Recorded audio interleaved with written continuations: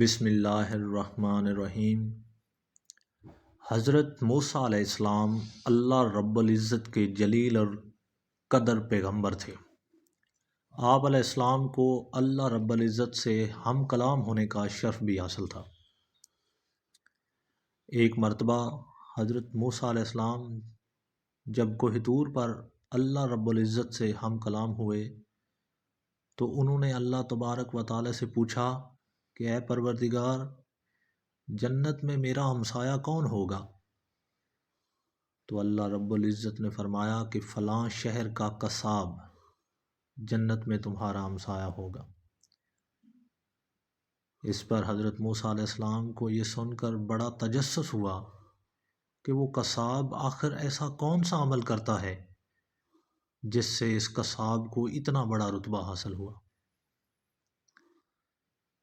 حضرت موسیٰ علیہ السلام اس شہر کی جانب گئے اور وہاں قصاب کو تلاش کیا اور خاموشی سے دیکھتے رہے کہ آخر اس کا ایسا کون سا عمل ہے جس پر اللہ نے اسے اتنا عظیم مرتبہ عطا فرمایا ہے۔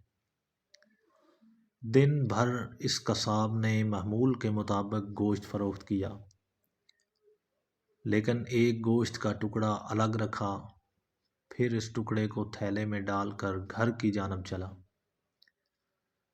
حضرت موسیٰ علیہ السلام بھی اس کے پیچھے پیچھے اس کے گھر تک گئے۔ پھر حضرت موسیٰ علیہ السلام نے اس قصاب سے اس کا مہمان بننے کی گزارش کی، جو اس نے باخوشی قبول کر لی۔ حضرت موسیٰ علیہ السلام اس کے ساتھ اس کے گھر کے اندر تشریف لے گئے تو اس شخص نے لائے ہوئے گوشت کو اچھی طرح پکایا اور پھر چند بوٹیوں کو اپنے دانتوں سے چبا کر نرم کیا اور پھر گھر کے اندرونی حصے میں چارپائی پر لیٹی ایک بوڑھی خاتون کو اٹھایا، اسے پیار سے کھانا کھلایا اور اس کا بستر وغیرہ سیدھا کیا، اور پھر اس بوڑھی خاتون نے اس قصاب کے کان میں کچھ کہا جس پر وہ مسکرا دیا۔ قصاب نے اس عورت کو بستر پر لٹایا اور خود کمرے سے باہر آ گیا۔ پھر اس نے حضرت موسیٰ علیہ السلام کو کھانا کھلایا۔ کھانا کھانے کے بعد حضرت موسیٰ علیہ السلام نے اس سے دریافت کیا کہ بستر پر لیٹی ہوئی خاتون کون ہے اور اس نے تمہارے کان میں کیا کہا تھا؟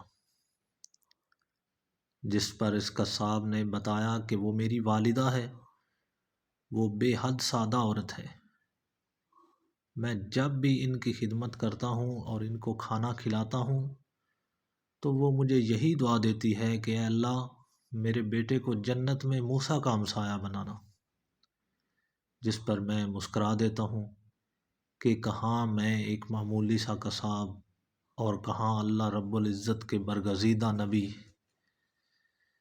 اس پر حضرت موسیٰ علیہ السلام نے فرمایا کہ میں ہی موسیٰ ہوں اور مجھے اللہ نے بتایا ہے کہ تو جنت میں میرا ہمسایہ ہوگا، یہی سن کر میں تمہاری زیارت کے لیے آیا ہوں۔